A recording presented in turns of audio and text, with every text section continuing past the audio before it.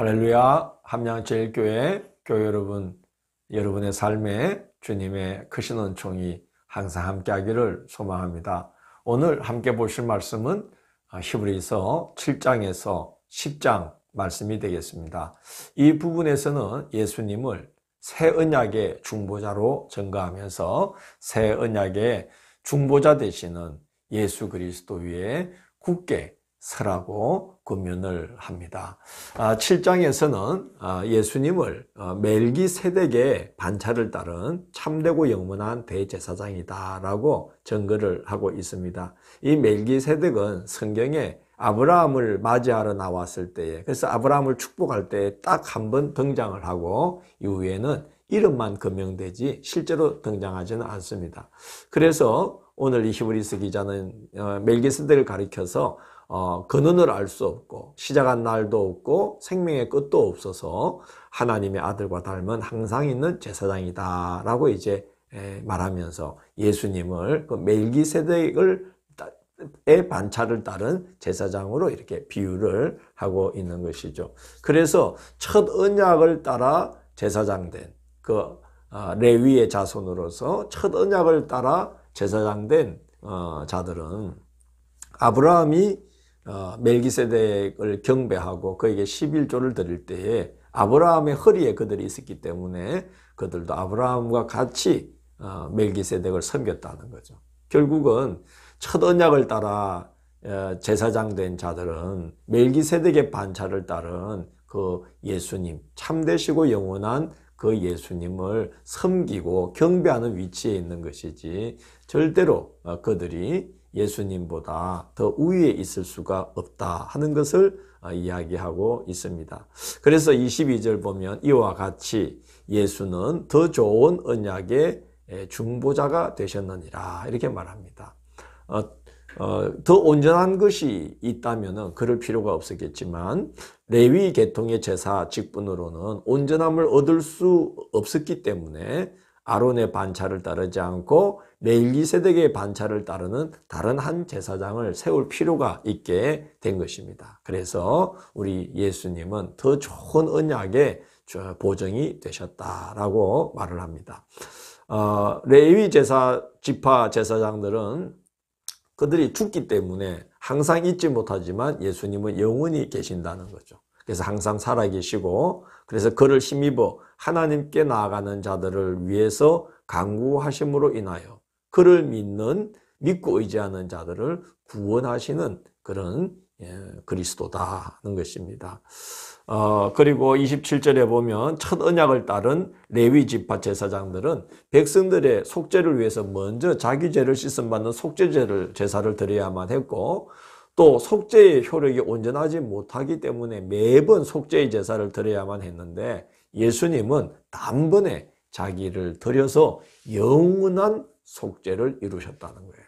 그래서 이 새 언약의 중보자 되시는 예수를 그리스도로 받은 우리가 다시 옛 언약으로 돌아간다는 것은 어리석은 일이다 하는 것입니다.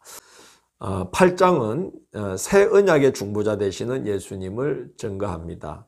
특별히 이제 예레미야의 예언을 인용하면서 날이 이르면 하나님께서 이스라엘과 새 언약을 맺으리라고 하셨는데 바로 예수 그리스도는 그 새 언약의 중보자가 되신다는 거죠. 레위 지파 제사장들은 옛 언약의 중보자인 거예요. 그래서 하늘에 있는 것의 모형과 그림자를 섬기는 자들이고 우리 예수 그리스도께서는 바로 하늘에 있는 성소, 참되고 온전한 그런 이제 원형이 되는 그것을 우리에게 선물로 주시는 분이다 하는 것을 말하고 있습니다. 9장에서는 첫 언약을 따른 예법과 성소 그리고 예수께서 이루신 참 제사와 그리고 그가 참 성전 되심을 이렇게 대조하면서 예수 그리스도가 얼마나 귀한 분인지를 증거를 하고 있습니다. 10절을 보면 첫 언약에 따른 예법과 성소에 대해서 말한 후에 이런 것은 육체의 예법일 뿐 개혁할 때까지 맡겨둔 것이라고 말합니다. 그러니까 이 참된 것이 올 때까지만 맡겨놓은 것이라는 거죠. 11절을 보면 예수님은 손으로 짓지 아니한 온전한 장막이 되신다. 그리고 12절을 보면 짐승의 피가 아니라 자기의 피로 영원한 속죄를 이루셨다. 14절을 보면 그리스도의 피를 가리켜서 이렇게 말합니다. 영원하신 성령으로 말미암아 흠없는 자기를 하나님께 드린 그리스도의 피다. 그렇게 말하면서 그 피의 공력은 양심을 죽은 행실에서 깨끗하게 하고 살아계신 하나님을 섬기게 한다라고 증거합니다. 짐승의 피도 죄를 씻는 효력이 있다면 그리스도의 피는 얼마나 놀라운 효력을 발휘하겠는가라고 말합니다. 24절을 보면 9장 24절을 보면 그리스도는 자기의 피를 뿌림으로써 손으로 만든 성소로 들어가신 것이 아니라 바로 하늘 성소로 들어가셔서 하나님 앞에서 우리를 위하여 중보하고 계신다는 거죠. 그래서 짐승의 피를 뿌린 다음에 손으로 만든 성소로 들어가서 백성의 죄를 중보했던 그 아론의 반차를 따른 제사장들, 첫 언약의 제사장들과는 완전히 다르시다는 거죠. 자기의 피를 뿌림으로써 손으로 만든 성소에 들어가신 게 아니고 바로 하늘의 성소로 올라가셔서 하나님 앞에서 우리를 위하여 중보하고 계시는 그리스도다라고 증거하고 있습니다. 10장에서는 예수님의 십자가는 우리 죄를 단번에 씻는 영원한 제사가 되신다 하는 것을 증거합니다. 이제 첫 번째 것을 폐하신 것은 두 번째 것을 세우려 하심인데 온전한 것이 오면 부분적으로 행하던 것들은 폐하게 된다는 것이죠. 10절을 보면 10장 10절을 보면 예수께서 자기 몸을 제물로 드림으로 우리가 거룩함을 얻게 되었다는 거예요. 온전한 구원이 우리에게 주어졌다는 거죠. 14절을 보면 그래서 그가 그렇게 거룩하게 하신 자들을 한 번의 제사로 영원히 온전하게 하신다라고 말하고 있습니다. 그리고 16절을 보면 예수 그리스도로 인해 믿는 자들에게 성령이 허락된다는 거죠. 그래서 모세가 받은 율법은 돌판에 새기지만 예수 그리스도로 말미암아 우리에게 선물로 주어지는 성령은 하나님의 법을 우리의 마음에 두고 우리의 생각에 기록을 해 놓으신다는 거죠. 우리 심령에 우리 생각에 하나님의 법을 새겨 놓아 주신다는 거예요. 그래서 그걸 행할 수 있게 역사하시는 능력이 예수 그리스도로 말미암아 우리에게 주어지는 성령의 역사라 하는 것입니다. 그리고 예수께서 단번에 자기를 속죄의 제물로 드림으로 인해서 우리에게 허락된 죄사함의 은혜를 증거합니다. 17절을 보면 그들의 죄와 그들의 불법을 내가 다시 기억하지 아니하리라고 성경에 약속되어 있는데 예수께서 오셔서 자기를 단번에 속죄의 제물로 내어드릴 때에 바로 우리에게 이런 은혜가 허락되었다는 거죠. 우리의 죄와 우리의 불법을 하나님께서 다시는 기억하지 아니해 주시는 그런 완전한 용서를 하나님께서 예수 그리스도로 말미암아 허락해 주신다 하는 것입니다.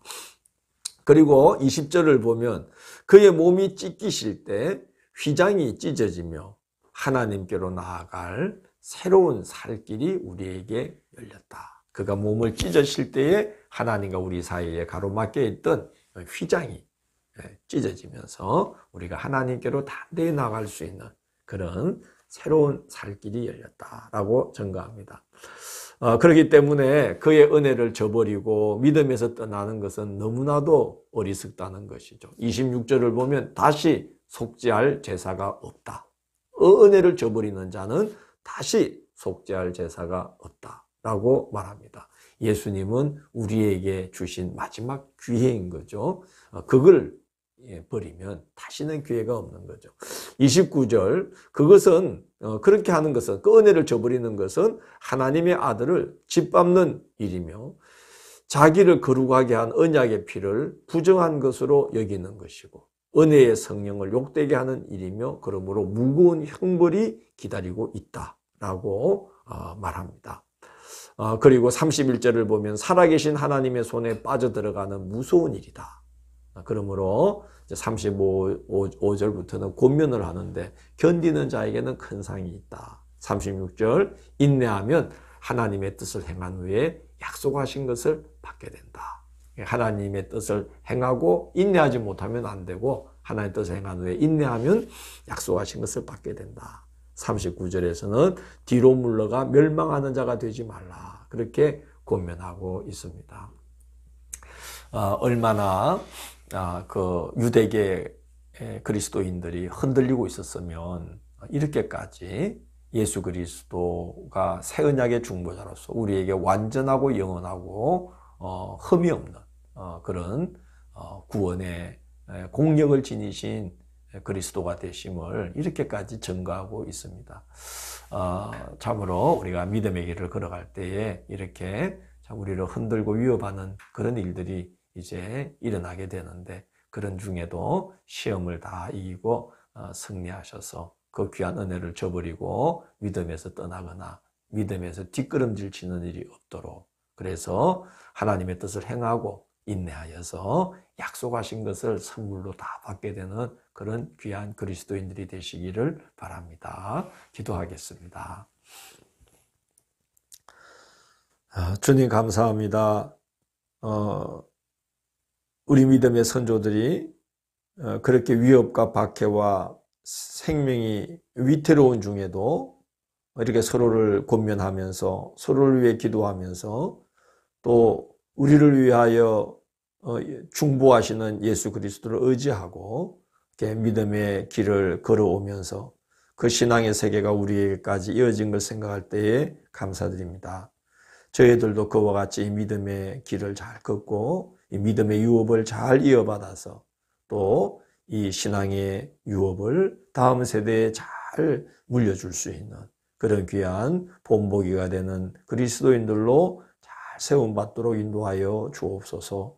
예수님 이름으로 기도드립니다. 아멘.